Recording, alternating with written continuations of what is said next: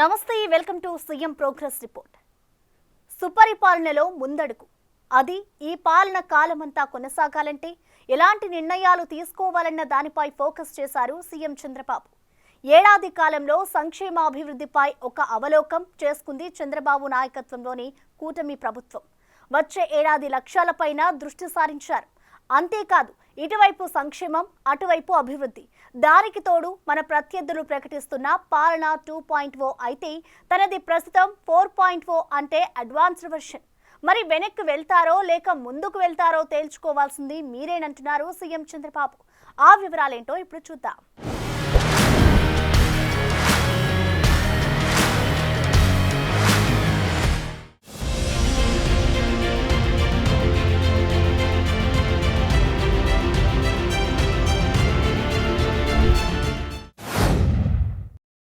కూటమి అధికారంలోకి వచ్చి ఏడాది పూర్తయిన సందర్భంగా పై సుపరిపాలనలో తొలి అడుగు పేరిట ప్రత్యేక సమావేశాన్ని నిర్వహించింది రాష్ట్ర ప్రభుత్వం. సోమవారం సాయంత్రం 4 గంటలకు రాజధాని అమరావతిలో ఈ కార్యక్రమం జరిగింది.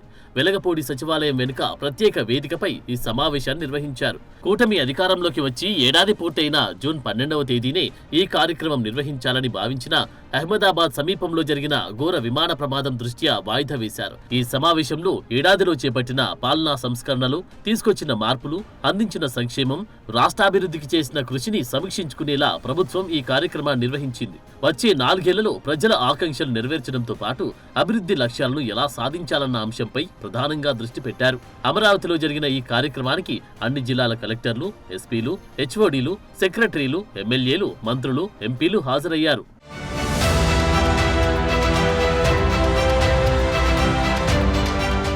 కూటమి ప్రభుత్వం ఏడాది పాలన పూర్తి చేసుకుని 2వ ఏడాదిలోకి అడుగుపెట్టింది. గత ప్రభుత్వం చేసిన ఆర్థిక పాలన విధ్వంసాలను సరిచేస్తూ రాష్ట్రాన్ని పునర్నిర్మాణం దిశగా నడిపిస్తుంది. స్వల్పకాలిక అభివృద్ధి లక్ష్యాలతో పాటు వికసిత ఆంధ్రప్రదేశ్ సాధన కోసం స్వర్ణాంధ్ర 2047 విజన్ లాంటి దీర్ఘకాలిక ప్రణాళికల్ని కూడా కూటమి ప్రభుత్వం రూపొందించి అమలు చేస్తుంది. పోలవరం ప్రాజెక్ట్, అమరావతి రాజధాని నిర్మాణం, రాష్ట్రానికి పరిశ్రమలు, పెట్టుబడులను తీసుకురావడం, 20 లక్షల మందికి ఉద్యోగ అవకాశాలు కల్పన తదితర అంశాల్లో వేగంగా అడుగులు వేస్తుంది. ఏడాదిలో చేసిన సుపరిపాలనను సమీక్షించుకునేందుకు రాష్ట్ర ప్రభుత్వం రాష్ట్ర భవిష్యత్ కోసం చేసిన ప్రణాళికల్ని వివరించేలా సుపరిపాలనలో తొలి అడుగు పేరిట ఈ ప్రత్యేక కార్యక్రమాన్ని నిర్వహించారు. అదే సమయంలో ఈ ఏడాది ఏం చేయాలి, ఎలాంటి లక్ష్యాలు సాధించాలి అనే అంశాలను కూడా ఈ సమావేశంలో చర్చించారు.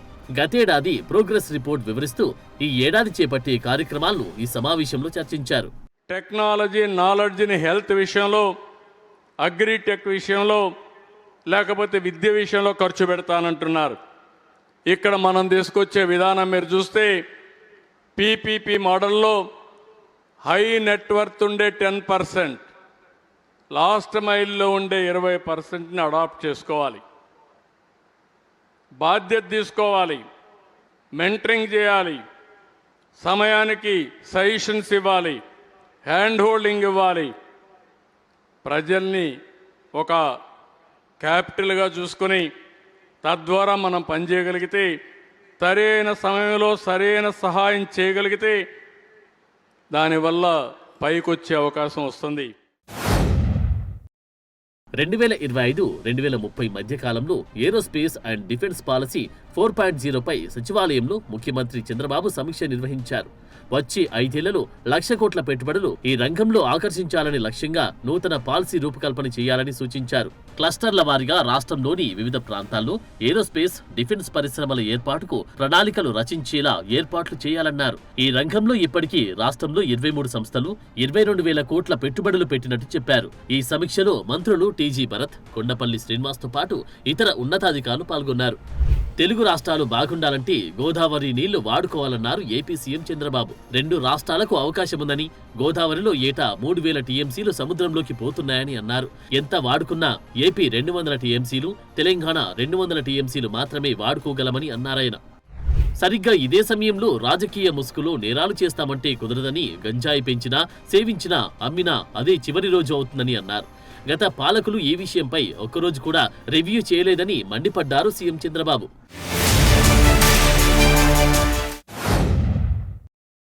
20 లక్షల ఉద్యోగాల కల్పనే ప్రధాన అజెండా నైపుణ్యాభివృద్ధి శాఖపై సీఎం చంద్రబాబు సమీక్ష నిర్వహించారు. యువతకు జాతీయ అంతర్జాతీయ ప్లేస్మెంట్స్ కల్పించడమే లక్ష్యమన్నారు ముఖ్యమంత్రి. ఉద్యోగాల కల్పనే లక్ష్యంగా నైపుణ్య శిక్షణ ఇస్తున్నట్టు చెప్పారు. నైపుణ్యాభివృద్ధి శాఖపై సీఎం సమీక్ష నిర్వహించారు. 20 లక్షల ఉద్యోగాల కల్పనే ప్రధాన అజెండాగా పనిచేయాలని దిశానిర్దేశం చేశారు. ఆధునిక సాంకేతికతకు తగినట్లు కొత్త కోర్సులు అవసరమన్నారు. రాష్ట్ర వ్యాప్తంగా జాబ్ మేళాలు నిర్వహించాలని అధికారులను ఆదేశించారు.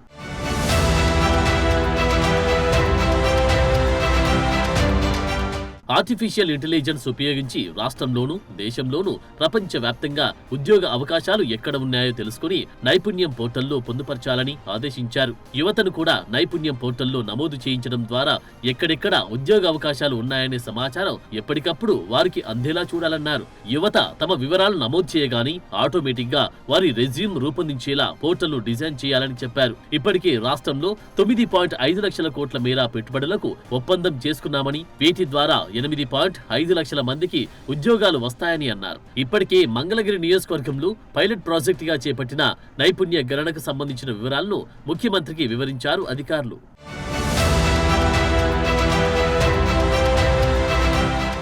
స్వర్ణాంధ్ర 2047 విజన్ ప్రణాళికలకు అనుగుణంగా రాష్ట్రంలోని యువతకు నైపుణ్యాలు కల్పించాలన్నారు. 6వ తరగతి నుంచి పోస్ట్ గ్రాడ్యుయేషన్ వరకు నైపుణ్యాభివృద్ధి కల్పించే అంశాలపై దృష్టి పెట్టాలని సూచించారు. National skill credit frame work ద్వారా నైపుణ్యాభివృద్ధి శిక్షణా ప్రమాణాలను నిర్ధారించాలని స్పష్టం చేశారు ముఖ్యమంత్రి. ఆధార్ వంటి ఐడీలతో అకాడమిక్, బ్యాంక్ ఆఫ్ క్రెడిట్స్ అనుసంధానం చేయాలని దిశానిర్దేశం చేశారు.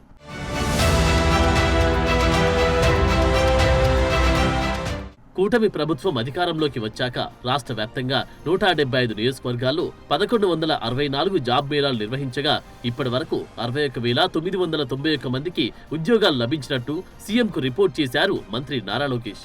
రాష్ట్ర నైపుణ్యాభివృద్ధి సంస్థ ద్వారా శిక్షణ పొందిన 74,834 మందికి ప్లేస్మెంట్లు వచ్చాయని తెలిపారు. నైపుణ్యం పోర్టల్తో రిజిస్ట్రేషన్లు, శిక్షణ, సర్టిఫికేషన్, ప్లేస్మెంట్లతో పాటు పరిశ్రమలతో అనుసంధానం, విదేశీ భాషల్లో శిక్షణ వరకు వివరాలు పొందుపరుస్తున్నట్టు చెప్పారు అధికారులు. ఈ ఏడాదిలో ఒక్కో నియోజకవర్గంలో కనీసం 1,500 ఉద్యోగాలు కల్పించేలా జాబ్ మేళాలు నిర్వహించాలని ఆదేశించారు సీఎం చంద్రబాబు.